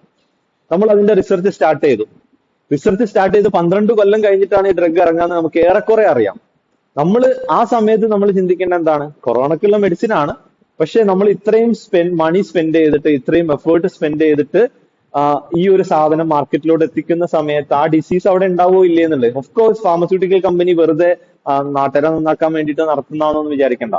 ഒക്കെ അവരവരുടെ ഫിനാൻഷ്യൽ ബെനിഫിറ്റ് കിട്ടാൻ വേണ്ടി തന്നെയാണ്. അതിന്റെ കൂടെ ഹ്യൂമൻ കൈൻഡിന് ആവശ്യമായിട്ടുള്ള കുറെ കാര്യങ്ങൾ ചെയ്യുന്നൊക്കെ ഉണ്ട്, അതൊക്കെ ശരി തന്നെയാണ്.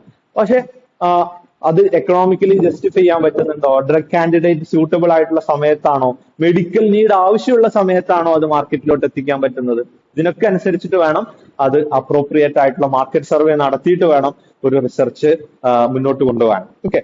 Then reporting the status of the drug development process to the management and making recommendation on the continuous development of the drug candidates.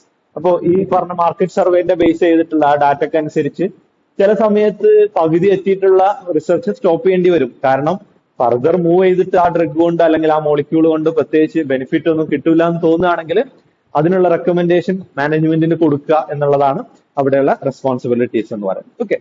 Now coming to the team, drug development ടീമിന്റെ core members ആരൊക്കെയാണെന്നുള്ളതാണ്. So first one is medicinal chemist and drug discovery team. Then pharmacologist, non-clinical pharmacology team. Then toxicologist, pharmaceutical scientist or industrial pharmacist. Then clinical research professionals, regulatory affairs specialist, quality assurance and quality control team, project managers, business development and marketing team, and legal team. So let's see one by one. First one is medicinal chemist and discovery team. പേര് പറയുന്ന പോലെ തന്നെ early സ്റ്റേജിലുള്ള റോളുള്ള ആൾക്കാരാണ്. പുതുതായിട്ട് ഒരു basic scientist ആൾ അല്ലെങ്കിൽ medicinal chemist ഒക്കെ കഴിഞ്ഞിട്ടുള്ള പുതുതായിട്ട് ഒരു മോളിക്യൂൾ ഒക്കെ ഡിസ്കവർ ചെയ്യാൻ എബിലിറ്റി ഉള്ള ആൾക്കാരായിരിക്കും ഈ ടീമിൽ ഉണ്ടാവുക. Synthesise and optimise the potential drug candidate, that is their role. And expertise, organic chemistry, structure activity relationship, compound library screening, ഇങ്ങനെയുള്ള എക്സ്പെർട്ടീസ് ഉള്ള ആളായിരിക്കണം ഈ ഒരു ടീമിൽ ഉണ്ടാവേണ്ടത്. Their contribution is they will provide an initial hit and optimize them into an valuable lead compound. അപ്പോ ചില സമയത്ത് ഹിറ്റ്സ് എന്നൊക്കെ പറയുന്നത് നമ്മൾ എല്ലാ ഡ്രഗും ഡിസ്കവർ ചെയ്യുന്നത് ഏതെങ്കിലും ഒരു ടാർഗറ്റ് ചെയ്തിട്ടാണ്, ഒരു പ്രോട്ടീനെ ടാർഗറ്റ് ചെയ്തിട്ടാണ്. അപ്പൊ ആ പ്രോട്ടീന്റെ ടാർഗറ്റിന് ആവശ്യമായിട്ടുള്ള കെമിക്കൽ സ്ട്രക്ചർ ഉള്ള ഒരു കെമിക്കൽ മോളിക്യൂൾസ് ആയിരിക്കണം ഇതിന്റെ ബേസിക് സ്ട്രക്ചർ എന്ന് പറയുന്നത്. അത് ഡിസ്കവർ ചെയ്യുക എന്നുള്ളതാണ് ഏറ്റവും കോംപ്ലിക്കേറ്റഡ് ആയിട്ടുള്ള പ്രോബ്ലം. ഇത് കുറെ കെമിക്കൽ റിയാക്ഷൻ നടത്തിയിട്ട് നമുക്ക് കിട്ടുന്ന കെമിക്കൽസിനൊക്കെ അനലൈസ് ചെയ്യുക എന്നുള്ളതിനേക്കാളും ഇമ്പോർട്ടന്റ് എന്താണോ നമ്മൾ കൊടുക്കാൻ ഉദ്ദേശിക്കുന്ന ഡ്രഗ്, ആ ഡ്രഗ് ഏത് സൈറ്റിലാണോ പോയി ബൈൻഡ് ചെയ്യേണ്ടത് അവിടെ ബൈൻഡ് ചെയ്യാനുള്ള ബേസിക് കെമിക്കൽ സ്ട്രക്ചർ ഉണ്ടാവുക എന്നുള്ളതാണ്. അതാണ് ഈ ഹിറ്റ് കൊണ്ട് ഉദ്ദേശിക്കുന്നത്. അതിനെ ഒപ്റ്റിമൈസ് ചെയ്തിട്ട് ഒരു ലീഡ് കോമ്പൗണ്ട് ആക്കി മാറ്റാനൊക്കെ ഉള്ള എബിലിറ്റി ഉള്ള ആളായിരിക്കണം മെഡിസിനൽ കെമിസ്റ്റ് അല്ലെങ്കിൽ ഡിസ്കവറി ടീം എന്ന് പറയുന്നത്. Next one is pharmacologist and non-clinical pharmacology team. So they should have an ability to assess the pharmacodynamic, pharmacokinetic properties. അപ്പോൾ അവരാണ് അനിമൽ സ്റ്റഡീസുകളൊക്കെ നടക്കുന്നത്. They have to prove the efficacy and safety in order to identify the potential efficacy, safety. So ഈ ഒരു സ്റ്റേജിന്റെ പ്രത്യേകത എന്ന് പറയുന്നത് they have to work in collaboration with the toxicologist. Toxicologist എന്ന് പറയുന്നത് അടുത്തൊരു ടീമാണ്. അവരുടെ കൂടെ കൊളാബറേറ്റ് ചെയ്തിട്ട് വർക്ക് ചെയ്യേണ്ട ആൾക്കാരാണ് ഈ പറയുന്ന ഫാർമക്കോളജിസ്റ്റ് അല്ലെങ്കിൽ നോൺ ക്ലിനിക്കൽ ഫാർമക്കോളജിസ്റ്റ് ടീം എന്ന് പറയുന്നത്. drug receptor interaction, efficacy studies, ADME profiling. These are the expertise needed for this kind of team.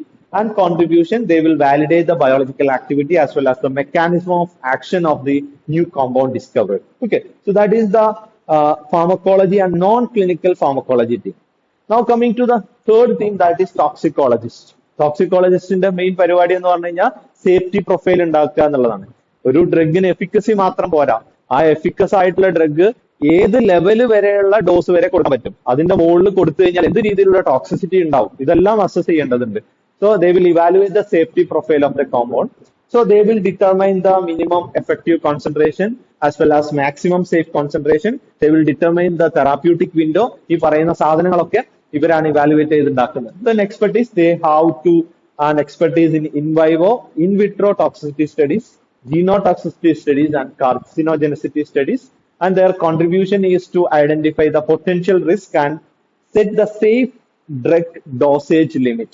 ഇപ്പൊ നമ്മള് മാർക്കറ്റിൽ എത്തുന്ന ഒരു പ്രൊഡക്റ്റ് 500 mg ടാബ്ലറ്റ് എന്ന് എത്തിയത് ഈ ഡാറ്റ വെച്ചിട്ടാണ്. എന്തുകൊണ്ടാണ് ഇത് 500 mg ടാബ്ലറ്റ് ആയിട്ട് കൊടുക്കേണ്ടി വരുന്നത്?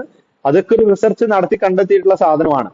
അപ്പൊ ആ ഡോസേജ് ലിമിറ്റ് എത്രയാണ്, ഇതിന്റെ ഫ്രീക്വൻസി എത്രയാണ് എന്നെല്ലാം ട്രീറ്റ്മെന്റ് പ്ലാനിന്റെ റിസർച്ചിനനുസരിച്ചിട്ടാണ് തീരുമാനിക്കുന്നത്. ഡെയിലി ഡോസ് എത്ര വരെ കൊടുക്കാൻ പറ്റും, ആ ഡെയിലി ഡോസ് ടോക്സിസിറ്റി ലെവലിലോട്ട് മുകളിലോട്ട് പോവാതിരിക്കാൻ വേണ്ടിയിട്ട് ചിലപ്പോൾ BID ആയിട്ട് കൊടുക്കേണ്ടി വരും, അല്ലെങ്കിൽ OD ആയിട്ട് കൊടുക്കേണ്ടി വരും എന്ന് തീരുമാനിക്കുന്നതൊക്കെ, വൺസ് ഡെയിലി ആണോ, ട്വൈസ് ഡെയിലി ആണോ, ത്രൈസ് ഡെയിലി ആണോ എന്നൊക്കെ തീരുമാനിക്കുന്നതൊക്കെ ഈ ഡാറ്റ വെച്ചിട്ടാണ്. Next one is pharmaceutical scientist or industrial pharmacist. Once the lead compound has been discovered and screened, we have to formulate depending on the BCS classification.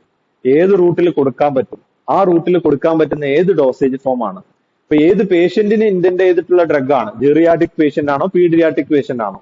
ഇപ്പൊ geriatric patient ആണെങ്കിലും paediatric patient ആണെങ്കിലും സാധാരണഗതിയിൽ ഇങ്ങനത്തെ ആൾക്കാർക്ക് tablet കഴിക്കാൻ ബുദ്ധിമുട്ടായിരിക്കും. ഇപ്പൊ liquid പ്രിപ്പറേഷനിലോട്ട് പോകേണ്ടി വരും. ഇതെല്ലാം കൺസിഡർ ചെയ്തിട്ട് വേണം ഫോർമുലേഷൻ പ്രിപ്പയർ ചെയ്യാൻ. ഫോർമുലേഷൻ പ്രിപ്പയർ ചെയ്യുന്ന സമയത്ത് BCS ക്ലാസിഫിക്കേഷനെ കുറിച്ച് നല്ല ധാരണയോടുകൂടി മാത്രമേ പ്രിപ്പയർ ചെയ്യാൻ പറ്റുള്ളൂ. ഇപ്പോൾ non permeable, poorly soluble, poorly permeable ആയിട്ടുള്ള ഡ്രഗ് വേറെ ഏത് റൂട്ടിൽ കൊടുത്തിട്ടും കാര്യമില്ല, അത് പാരന്റൽ ആയിട്ട് മാത്രമേ കൊടുക്കാൻ പറ്റുള്ളൂ. അപ്പൊ അതിനനുസരിച്ചിട്ട് വേണം ഈ പറയുന്ന ഡ്രഗ് തീരുമാനിക്കാൻ. Formulation development and process optimisation is their role. So they should have an expertise in pre-formulation studies, dosage form design, stability studies and scale-up techniques. And their contribution, they are the candidate or they are the professional. They are converting the drug into a stable, deliverable dosage form. ബാക്കിയുള്ളവർ active pharmaceutical ingredient കണ്ടുപിടിച്ചിട്ടുണ്ടെങ്കിൽ അതിനെ ഒരു ഫോർമുലയാക്കി മാറ്റുന്ന team എന്ന് പറയുന്നത് pharmaceutical scientist ടീമാണ്. ഫോർമുലയാക്കി മാത്രം മാറ്റിയാൽ പോരാ, അതിന്റെ പൈലറ്റ് പ്ലാന്റ് സ്കെയിലപ്പ് നടത്തണം. ലാർജ് സ്കെയിലിൽ മാനുഫാക്ചർ ചെയ്യുന്ന സമയത്ത് ഇവിടെ വരുന്ന വാരിയബിൾസ് എന്താണെന്ന് കണ്ടെത്തണം, അതിനനുസരിച്ചിട്ടുള്ള വാരിയേഷൻസുകൾ അവിടെ കണ്ടെത്തേണ്ടതുണ്ട്. Okay, next one is clinical research team അല്ലെങ്കിൽ ക്ലിനിക്കൽ റിസർച്ച് പ്രൊഫഷണൽ. ഇത് ഒരാൾ മാത്രം അല്ലെങ്കിൽ ഒരു സ്പെസിഫിക് ഒരു ഗ്രൂപ്പ് ഓഫ് പ്രൊഫഷണൽസ് മാത്രമല്ല, വെറൈറ്റി ഓഫ് ഗ്രൂപ്പ് ഉള്ള ആൾക്കാരാണ്. അപ്പോ ഒരു ക്ലിനിക്കൽ റിസർച്ച് ഫിസിഷ്യൻ ഉണ്ടായിരിക്കണം. സോ ദേ ഒരു ഡോക്ടർ അല്ലെങ്കിൽ മെഡിക്കൽ പ്രാക്ടീഷണർ ഉണ്ടായിരിക്കും. They will design and they will oversee the clinical trial, ensuring the patient safety and data integrity. Then there will be some clinical research associate. They will monitor the clinical sites as well as ensure the clinical trial compliance. അപ്പോ design ചെയ്തിട്ടുള്ള പോലെ തന്നെ എല്ലാ clinical ട്രയലിൽ participate ചെയ്യുന്ന പേഷ്യൻസോ അല്ലെങ്കിൽ വളണ്ടിയറോ ആയിട്ടുള്ള ആൾക്കാരതിൽ sufficient ആയിട്ടുള്ള സമയത്ത് സഫീഷ്യന്റ് ആയിട്ടുള്ള ഡോസ് കഴിക്കുന്നുണ്ട്, അവർ പറഞ്ഞിട്ടുള്ള എല്ലാ രീതിയിലുള്ള ഹെൽത്തി റെക്കമെൻഡേഷൻസുകൾ അവർ ഫോളോ ചെയ്യുന്നുണ്ട് എന്നൊക്കെ മോണിറ്റർ ചെയ്യുക എന്നുള്ളതായിരിക്കും ക്ലിനിക്കൽ റിസർച്ച് അസോസിയേറ്റ് ചെയ്യുക. ഇതിനേക്കാളും ഇമ്പോർട്ടന്റ് ആയിട്ടുള്ള അടുത്ത ഒരു ഗ്രൂപ്പ് ഓഫ് ആൾക്കാരാണ് ബയോസ്റ്റാറ്റിറ്റീഷ്യൻസ് എന്ന് പറയുന്നത്. ഓക്കെ, നമ്മളൊരു ഡ്രഗ് ഡിസൈൻ ചെയ്യുന്നത് വലിയൊരു പോപ്പുലേഷനെ ഇന്റന്റ് ചെയ്തിട്ടാണ്, അതല്ലാതെ 1000 ആൾക്കാർക്ക് 10,000 ആൾക്കാർക്ക് ഇന്റന്റ് ചെയ്തിട്ടല്ല. ഓക്കെ, അപ്പൊ നമ്മൾ ചെറിയൊരു പോപ്പുലേഷനിൽ ഒരു സ്റ്റഡി നടത്തിയിട്ട് നമുക്ക് കിട്ടുന്ന ഡാറ്റനെ നമ്മൾ ഇലാബറേറ്റ് ചെയ്തിട്ട് വലിയൊരു പോപ്പുലേഷനിലോട്ട് കൊടുക്കുമ്പോൾ ഇത് ഇതുപോലെ തന്നെ ഈ ഒരു സേഫ്റ്റി ആൻഡ് എഫിക്കസി ഇതുപോലെ തന്നെ ഉണ്ടാവുമെന്ന് സ്റ്റാറ്റിസ്റ്റിക്കലി പ്രൂവ് ചെയ്യണം, കണക്കുകൾ വെച്ച് പ്രൂവ് ചെയ്യണം. വെറുതെ ഓറലി പറഞ്ഞാൽ പോരാ. അതിനേതെങ്കിലും ഒരു നിങ്ങൾ പഠിക്കും റിസർച്ച് മെത്തഡോളജിയിൽ സ്റ്റാറ്റിസ്റ്റിക്സ് എന്ന് പറഞ്ഞ സാധനം പഠിക്കാനുണ്ട്. ഇപ്പൊ നമുക്ക് തരുന്ന ഒരു ചെറിയൊരു ഡാറ്റനെ വലിയൊരു പോപ്പുലേഷനിലോട്ട് മാറ്റുന്ന സമയത്ത് ഈ ഡാറ്റയിൽ വേരിയേഷൻസ് ഉണ്ടാവുമോ, എത്രത്തോളം അത് ഫോളോ ചെയ്യുമെന്നൊക്കെ കണ്ടെത്താനുള്ള ഡിഫറെന്റ് മെട്രിക്സുകൾ ഉണ്ട്. ഓക്കെ, അപ്പൊ അത് സ്റ്റാറ്റിസ്റ്റിക്സ് യൂസ് ചെയ്തിട്ട് ചെയ്യുക എന്നുള്ളതാണ്. Then data manager ensure the accurate and secure handling of the clinical trial data. Then medical writers, they will prepare the study protocol, clinical report as well as their scientific publication. ഇതൊക്കെ അവരുടെ ഡ്യൂട്ടിയാണ്. അപ്പോ ഇതില് ഈ പറഞ്ഞ കാര്യങ്ങളൊക്കെ തന്നെയാണ് design ചെയ്യുക, കണ്ടക്ട് ചെയ്യുക, മാനേജ് ചെയ്യുക, മോണിറ്റർ ചെയ്യുക. ഈ പറയുന്ന ഓൾറെഡി അവൈലബിൾ ഡാറ്റനെ വെച്ചിട്ട് നമ്മൾ FDA അപ്രൂവലിലോട്ട് പോകുന്ന സമയത്ത് അതിന്റെ ഡാറ്റ ഉണ്ടാക്കുക. അപ്പോ ഇതൊക്കെയാണ് ഇതിന്റെ എക്സ്പെർട്ടീസ് എന്ന് പറയുന്നത്. Regulatory compliance, ICH guideline എന്ന് പറഞ്ഞിട്ട് ഗുഡ് ക്ലിനിക്കൽ പ്രാക്ടീസ് എന്ന് പറയുന്ന GCP ഗൈഡ് ലൈൻസ് ഉണ്ട്, ഗുഡ് ക്ലിനിക്കൽ പ്രാക്ടീസ്. അപ്പൊ അത് ഫോളോ ചെയ്യുന്ന ICHന്റെ ലേറ്റസ്റ്റ് ആയിട്ടുള്ള GCP ഗൈഡ് ലൈൻസുകളൊക്കെ കംപ്ലൈൻ ചെയ്യുന്ന അല്ലെങ്കിൽ അതിന്റെ റെഗുലേഷൻസ് എന്തൊക്കെയാണെന്ന് അറിയുന്നത് ആളായിരിക്കണം ഈ ഒരു പ്രൊഫഷൻസിൽ ഉണ്ടാവുന്നത്. So they will contribute the clinical evidence of safety and efficacy. That is their contribution towards the drug development process. Now, next one is regulatory affair department or regulatory affair specialist. So they should be have an thorough knowledge about the regulations which is happening in the jurisdiction. എവിടെയാണോ ആ research നടക്കുന്നത്, CDSCO ആണോ, FDA ആണോ, EMA ആണോ, European medical agency ആണോ, US food and drug അഡ്മിനിസ്ട്രേഷനിലാണോ, അല്ലെങ്കിൽ CDSCO ആണോ, ഇന്ത്യയിലാണോ, അവിടുത്തെ റെഗുലേറ്ററി റിക്വയർമെന്റ്സുകൾ എന്തൊക്കെയാണ്, സ്റ്റാൻഡേർഡ്സുകൾ എന്തൊക്കെയാണ്, അത് എൻഷുർ ചെയ്യുക എന്നുള്ളതാണ് റോൾ എന്ന് പറയുന്നത്. അതിനാവശ്യമായിട്ടുള്ള ഡോക്യുമെന്റ് ഉണ്ടാക്കുക, അതിനാവശ്യമായിട്ടുള്ള സബ്മിഷൻസുകൾ നടത്തുക എന്നുള്ളതാണ് അവരുടെ എക്സ്പെർട്ടീസ് എന്ന് പറയുന്നത്. അപ്പോ they are the liaison between the drug development team as well as regulatory authority. Regulatory അതോറിറ്റിയുമായിട്ട് CDSCO FDA ഡയറക്റ്റ് ആയിട്ട് കമ്മ്യൂണിക്കേറ്റ് ചെയ്യുന്ന ആൾക്കാർ റെഗുലേറ്ററി അഫയർ പേഴ്സണൽസുകളായിരിക്കും. Okay, now quality assurance and quality control team. നമ്മൾ റിസർച്ച് നടത്തി കണ്ടെത്തിയിട്ടുള്ള ഒരു ഡാറ്റ അതേപോലെ തന്നെ പേഷ്യന്റിനോട് എത്തണം എന്നുണ്ടെങ്കിൽ ആ ഒരു ഡാറ്റ എൻറ്റയർ മാനുഫാക്ചറിങ് പ്രോസസ്സിൽ അതുപോലെ കീപ്പ് ചെയ്യുന്നുണ്ടെന്ന് ഉറപ്പുവരുത്തേണ്ടതുണ്ട്.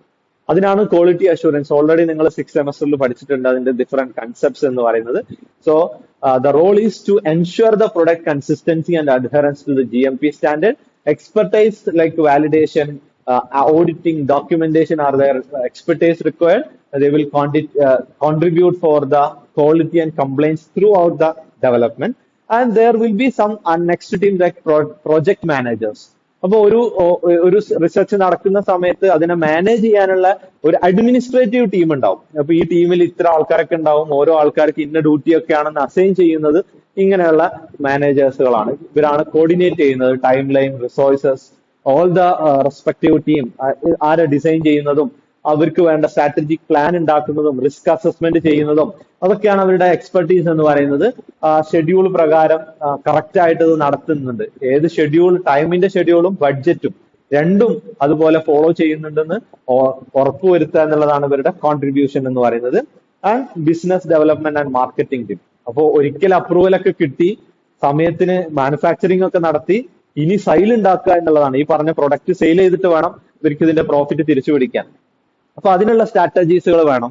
ഇതിനെങ്ങനെ കൺവിൻസ് ചെയ്യാൻ പറ്റും? ഒരു പുതിയ മോളിക്യൂള് മാർക്കറ്റിലോട്ട് എത്തുന്ന സമയത്ത് ഓൾറെഡി അവൈലബിൾ ആയിട്ടുള്ള മോളിക്യൂൾസിനെക്കാളും എന്ത് അഡ്വാൻറ്റേജ് ആണുള്ളത്, അതിനെ എങ്ങനെ പ്രസന്റ് ചെയ്യുന്ന സമയത്താണ് ഫിസിഷ്യൻ ഇംപ്രസ് ചെയ്യുക, പേഷ്യൻസിന് അത് എന്ത് ഗുണങ്ങളാണ് ഉണ്ടാക്കുക എന്നുള്ളത്, ആ രീതിയിൽ പൊട്ടൻഷ്യൽ ആയിട്ടുള്ള മാർക്കറ്റ് അസസ്മെന്റ് നടത്തുക. ഇന്റലക്ച്വൽ പ്രോപ്പർട്ടി ഉള്ള സാധനങ്ങളാണെങ്കിൽ IPR എന്ന് പറയും, അതല്ലെങ്കിൽ പാറ്റന്റ് ഉള്ള സാധനങ്ങളാണെങ്കിൽ അതിനുള്ള കാര്യങ്ങൾ ചെയ്യുക. കൊമേഴ്ഷ്യലൈസേഷന്റെ പ്ലാൻ ഉണ്ടാക്കുക. എന്തൊക്കെയാണോ ആ പറഞ്ഞ സാധനങ്ങൾ, മാർക്കറ്റ് അനാലിസിസ് നടക്കുക, ലൈസൻസിങ് സ്ട്രാറ്റജി ഉണ്ടാക്കുക, ഇങ്ങനത്തെ എക്സ്പെർട്ടീസുകളൊക്കെ വേണം. So they will contribute for they are the bridge gap between the research and market need. ഇവരാണ് കറക്റ്റ് ഒരു മാർക്കറ്റ് സർവേ നടത്തുന്ന ആൾക്കാർ. മാർക്കറ്റിൽ ഇല്ലാത്ത ഒരു സാധനം മാർക്കറ്റിലോട്ട് എത്തിക്കുമ്പോഴാണ് അതിന്റെ ഡിമാൻഡ് കൂടാം. ഓൾറെഡി കോമ്പറ്റീഷൻ ഉള്ള ഒരു പ്രൊഡക്റ്റ് വീണ്ടും മാർക്കറ്റിലോട്ട് എത്തിയിട്ട് അതിനെ മാർക്കറ്റ് ചെയ്യാൻ ശ്രമിക്കുന്ന സമയത്ത് കുറച്ചധികം ബുദ്ധിമുട്ടാണ്. അപ്പൊ ഈ മാർക്കറ്റ് സർവേ നടത്തുന്ന സമയത്ത് ചിലപ്പോൾ കോമ്പിനേഷൻ ഡ്രഗ് ആയിരിക്കും ഇല്ലാത്തത്. അപ്പൊ അങ്ങനെയുള്ള ഒരു കോമ്പിനേഷൻ ഡ്രഗ് ഉണ്ടാക്കുക എന്നുള്ള രീതിയിലൊക്കെയാണ് ഈ ഒരു മാർക്കറ്റിംഗ്, ബിസിനസ് ഡെവലപ്മെന്റ് മാർക്കറ്റിംഗ് ടീമിന്റെ പേരുന്നത്. Last team is legal team. ഇതാണ് ഏറ്റവും തലവേദന പിടിച്ച ടീം എന്ന് പറയുന്നത്. പലപ്പോഴും IPR ഉണ്ടെന്ന് വിചാരിക്കുക, അല്ലെങ്കിൽ പാറ്റന്റ് ഉണ്ടെന്ന് വിചാരിക്കുക. ഈ 15 വർഷത്തെ മോണോപ്പൊളി കിട്ടുന്ന ഒരു സാധനത്തിനെ വേറെ ആരെങ്കിലും ചലഞ്ച് ചെയ്തു എന്ന് വിചാരിക്കുക. ആ ചലഞ്ച് ചെയ്യുന്ന സമയത്ത് അതിനെ ലീഗലായിട്ട് മൂവ് ചെയ്യാൻ ഈ പറയുന്ന ടീമാണ് ഉണ്ടാവുള്ളൂ. ബാക്കിയുള്ളവർ ഓഫീസിൽ ഇരിക്കുക എന്നുള്ളതായിരിക്കും. ഇപ്പോ വേറെ ആരെങ്കിലും ഇപ്പം സ്ഥിരമായിട്ട് നടക്കുന്നതാണ് പാറ്റന്റഡ് ആയിട്ടുള്ള സാധനത്തിന്റെ കോപ്പി ഉണ്ടാക്കുക, അഡിഡാസ്, അബിഡാസ് എന്നൊക്കെ പറഞ്ഞ് ഉണ്ടാക്കുന്നത് ലീഗലി ഫൈറ്റ് ചെയ്യുന്ന ആൾക്കാരാണ് ഈ ലീഗൽ ടീം എന്ന് പറയുന്നത്. അവർക്ക് പാറ്റന്റ് ആയിട്ടുള്ള ഒരു ഡിസൈൻ ആണ് അല്ലെങ്കിൽ പ്രൊഡക്റ്റ് ആണെന്നുണ്ടെങ്കിൽ അത് വേറെ ആരും യൂസ് ചെയ്യുന്നില്ല എന്ന് ഉറപ്പുവരുത്തുക, അതിനെതിരെയുള്ള ആക്ഷൻസുകൾ എടുക്കുക, ആ മൊണോപ്പൊളി 15 വർഷം കീപ്പ് ചെയ്യാൻ പറ്റുന്ന നോക്കുക. ഇങ്ങനെയുള്ള കാര്യങ്ങളൊക്കെ ചെയ്യുന്നത് ഈ പറയുന്ന ലീഗൽ ടീമാണ്. Intellectual property law, regulatory guide lines.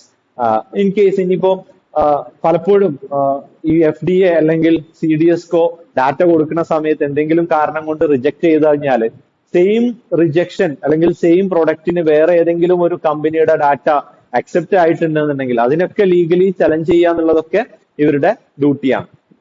Okay, so their contribution, patent protection, collaboration agreement, animal ethic regulation, informed consent.